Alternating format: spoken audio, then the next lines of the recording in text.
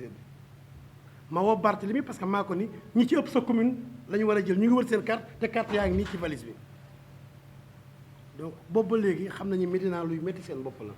waaye nañ gëm yàlla nag xam ni yi ñuy nas yëpp dara du ci sotti président boo ko ne yaay borom Médina kañ mais génneel ko waa Médina ñu gañal la mais may wax tamit ñi dëkk Rebeuss te daan voté Clémenceau nañu régler seen problème ndax du ñu nangu ñu voté Nago Samb du mënul nekk bi passé jàll na parce que biñ koy wax Sen TV élément baa ngi ñu na élément baa ngi fi ñoom seen bopp ñoo ne ñoom xamuñu leen fi indi fañ daan voté dañ faa dem Clémenceau ñu xool leen dugg ci ordinateur ñu dem leen voté ji Nago Samb te du seen commune plateau la du seen commune kon élection bii waa Rebeuss yooyu xam naa responsable bi ko def du jàll bii on a pris nos dispositions suñu bakkan la ñuy jaar mais man maa ni li préfet sous préfet ministre bi Sénat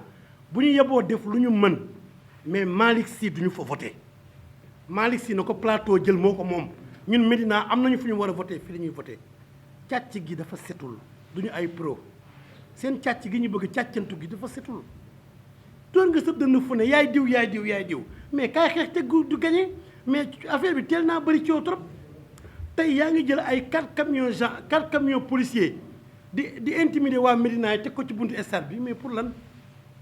policiers yooyu nga teg mais nañu summeeku yi dem jàppale ñi ci ndox mi ñu génn ci ndox mi moo gën ñun waa Médina li ñuy demandé rek mooy sàcc gi mënul nekk carte électeur bi nga teg fii armée bi yëpp du tax carte électeur du tax certificat de résidence sous préfet jàll sous préfet il faut ñu fàttali ni la doo représentant parti politique am na lu mënul nekk ñi dëkk Médina xamante nañu Médina réyul te mairie bi ci digg bi la nekk ku soxla certificat de résidence ñëwal di jox la mais ñi ñu ko bëgg a jox xam nañu leen Médina amuñu problème joxe certificat de résidence parce que tey délivré gum nañu plus de 1500 certificats de résidence kon amuñu problème boobu délivré gum nañu plus de 1500 certificats de résidence kon bokk ñoo Fatick ak feneen bi nga xam ne amaguñu sax 200 yi mat amuñu problème mu joxe certificat de résidence ñi dëkk Médina ñëw leen ngeen wut si ko mais jóge fii ba dem sous préfecture te ñu xam ni mu demee du ñu def donc loolu la ñu bëggoon leeral ko di wax tamit ni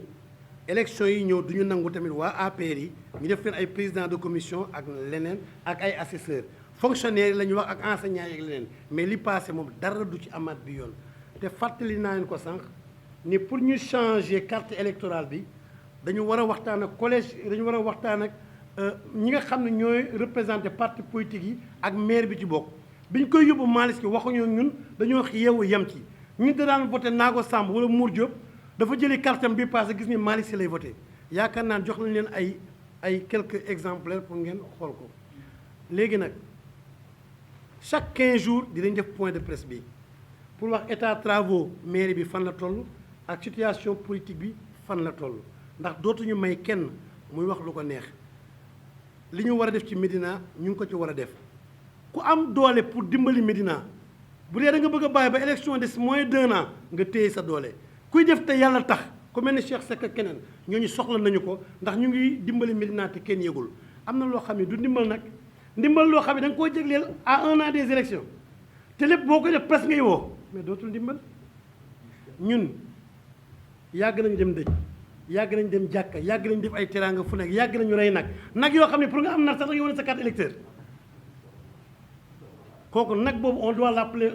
un bœuf électoral je vous remercie